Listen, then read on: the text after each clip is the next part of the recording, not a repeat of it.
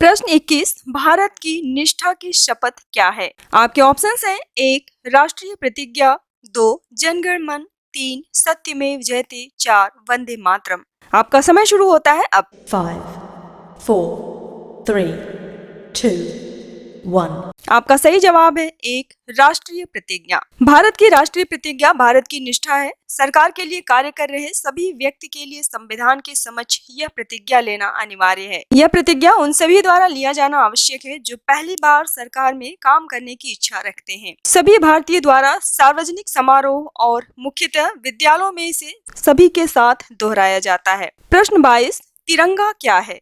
आपके ऑप्शंस हैं। 1 राष्ट्रीय प्रतीक, 2 राष्ट्रीय ध्वज, 3 राष्ट्रीय गान, 4 राष्ट्रीय प्रतिज्ञा। आपका समय शुरू होता है अब। 5, 4, 3, 2, 1। आपका सही जवाब है 2 राष्ट्रीय ध्वज। तिरंगा भारत का राष्ट्रीय ध्वज है जिसे 22 जुलाई 1947 को अपनाया गया था। झंडा एक क्षैतिज तिरंगा है जिसमें शीर्ष पर केसरिया, मध्य में सफेद और नीचे हरा रंग है। अशोक चक्र जो कि सफेद पट्टी पर मध्य में स्थित है उसमें 24 तीलियां हैं। प्रश्न 23। भारत का राष्ट्रीय प्रतीक कब अपनाया गया था? आपके ऑप्शंस हैं। 1 26 जनवरी 1947, 2 15 अगस्त 1947, 3 25 मार्च 1950, 4 26 जनवरी 1950। आपका समय शुरू होता है अब। 5, 4, 3, 2, 1। आपका सही जवाब है 4 26 जनवरी 1950। 26 जनवरी 1950 को जब भारत एक गणतंत्र देश बना तब भारत सरकार द्वारा प्रतीक चिन्ह को अपना लिया गया। यह वही शेर की प्रतिमा है जो सारनाथ के अशोक स्तंभ पर बना हुआ है। इस प्रतीक को भारत की अखंडता और राष्ट्रीय गर्व को प्रदर्शित करने के लिए चुना गया था। यह प्रतीक 4 शेरों की प्रतिमा द्वारा बनाया गया था जो शक्ति, साहस, गर्व और आत्मविश्वास का प्रतीक है। प्रतीक के मध्य में जो चक्र है उसे अशोक चक्र कहते हैं। यह राष्ट्र के विकास और कानून का प्रतीक। ये 4 शेर एक बैल, एक घोड़ा, एक शेर और एक हाथी द्वारा विभाजित है जो कि 4 दिशाओं को दिखाते हैं। प्रतीक चिन्ह के नीचे देवनागरी लिपि में सत्यमेव जयते लिखा हुआ है। प्रश्न 24। राष्ट्रगान जनगण मन किसने लिखा था?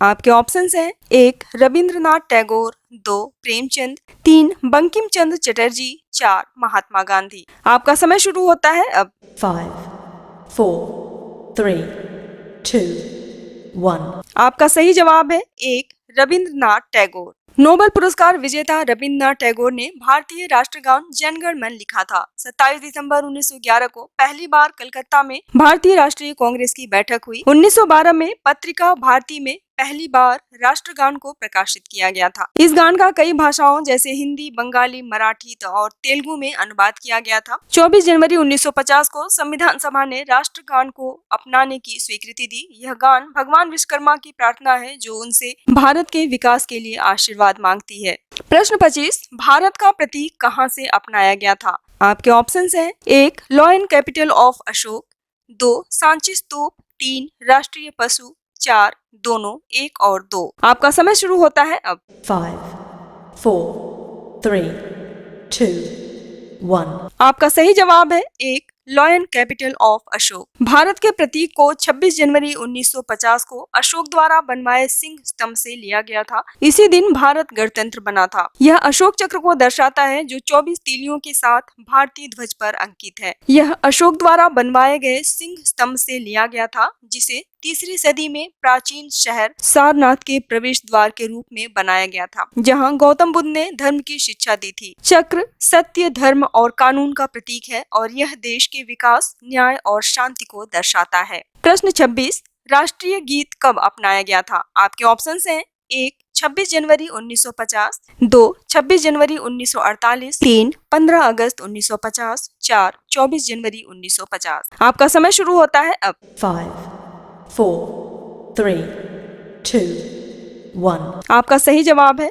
4 24 जनवरी 1950। भारतीय संविधान सभा ने 24 जनवरी 1950 को वंदे मातरम को देश का आधिकारिक गीत चुना। भारत का राष्ट्रीय गीत वंदे मातरम 1876 में बंकिम चंद्र चटर्जी द्वारा लिखा गया था और 1950 में इसे भारत के आधिकारिक गीत के रूप में चुन लिया गया। यह गीत बंकिम चंद्र चटर्जी द्वारा संस्कृत में लिखी गई कविता पर आधारित है जो मातृभूमि की प्रशंसा में लिखा गया है और यह भारत में एक लोकप्रिय देशभक्ति गीत बन चुका है। यह पूरे देश भर में विद्यालयों, कॉलेजों और अन्य सार्वजनिक समारोहों में गाया जाता है। प्रश्न 27, राष्ट्रगान को कब अपनाया गया था? आपके ऑप्शंस हैं: 1. 15 अगस्त 1947, 2. 26 जनवरी 1950, 3. 24 जनवरी 1947, 4. 24 जनवरी 1950। आपका समय शुरू होता है अब। 5, 4, 3, 2, 1. आपका सही जवाब है 4. 24 जनवरी 1950। भारत के राष्ट्रगान को संविधान सभा द्वारा जन गण मन 24 जनवरी 1950 को आधिकारिक रूप में अपना लिया गया। इसे पहली बार 27 दिसंबर 1911 को भारतीय राष्ट्रीय कांग्रेस के कलकत्ता अधिवेशन में गाया गया था। यह गीत रविन्द्रनाथ टैगोर द्वारा लिखा गया था और यह मूल रूप से बंगाली भाषा में लिखा गया था। इसका अंग्रेजी अनुवाद आबिद अली द्वारा किया गया। अब यह गीत भारत का आधिकारिक राष्ट्रगान है। प्रश्न 28,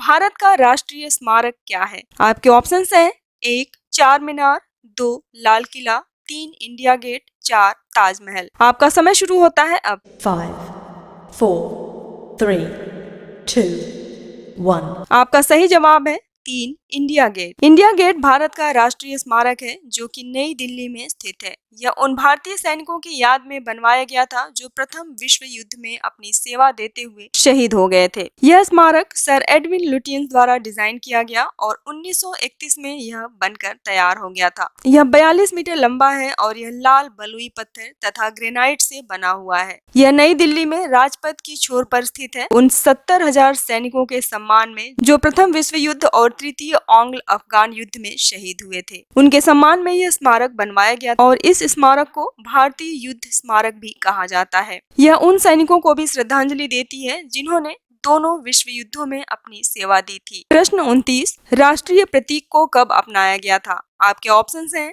1. 26 जनवरी 1947, 2. 26 जनवरी 1950, 3. 15 अगस्त 1947, 4. 15 अगस्त 1950। आपका समय शुरू होता है अब। 5, 4, 3, 2, 1. आपका सही जवाब है 2. 26 जनवरी 1950। भारत का राष्ट्रीय चिन्ह 26 जनवरी 1950 को भारत सरकार द्वारा सारनाथ में अशोक द्वारा बनवाए गए सिंह स्तंभ से लिया गया है। यह चिन्ह भारत सरकार के आधिकारिक मुहर का अभिन्न अंग है और इसका इस्तेमाल आधिकारिक दस्तावेजों और मुद्रा में भी किया जाता है। यह भारत के राष्ट्रीय प्रतीक के रूप में इस्तेमाल किया जाता है और इसे भारत के कई संस्थानों और संघ में प्रतीक के रूप में इस्तेमाल किया जाता है। प्रश्न 30, राष्ट्रीय प्रतीक पर राष्ट्रीय आदर्श वाक्य क्या है? आपके ऑप्शंस हैं: 1. सत्यमेव जयते, 2. जय हिंद, 3. वंदे मातरम, 4. ये सभी। आपका समय शुरू होता है अब। 5, 4, 3, 2, 1. आपका सही जवाब है 1. सत्यमेव जयते। भारत के राष्ट्रीय प्रतीक चिन्ह पर लिखा हुआ भारत का राष्ट्रीय वाक्य है सत्यमेव जयते, जिसका अर्थ है सत्य अकेला ही विजयी होता है। यह वाक्य प्राचीन ग्रंथ मुंडक उपनिषद से लिया गया है। इस वाक्य के पीछे की भावना है कि सत्य ही परम शक्ति है और सत्य पर हमेशा चलना चाहिए और इसकी रक्षा करनी चाहिए। उम्मीद करती हूँ आपको ये वीडियो बहुत पसंद आया होगा, तो प्लीज वीडियो को लाइक कर दीजिए, अपने दोस्तों में शेयर कर दीजिए और चैनल को फटाफट सब्सक्राइब कर दीजिए। और आपके पास अगर कोई सुझाव है या फिर जनरल नॉलेज के क्वेश्चन है तो उसे कमेंट बॉक्स में जरूर लिखिए। धन्यवाद।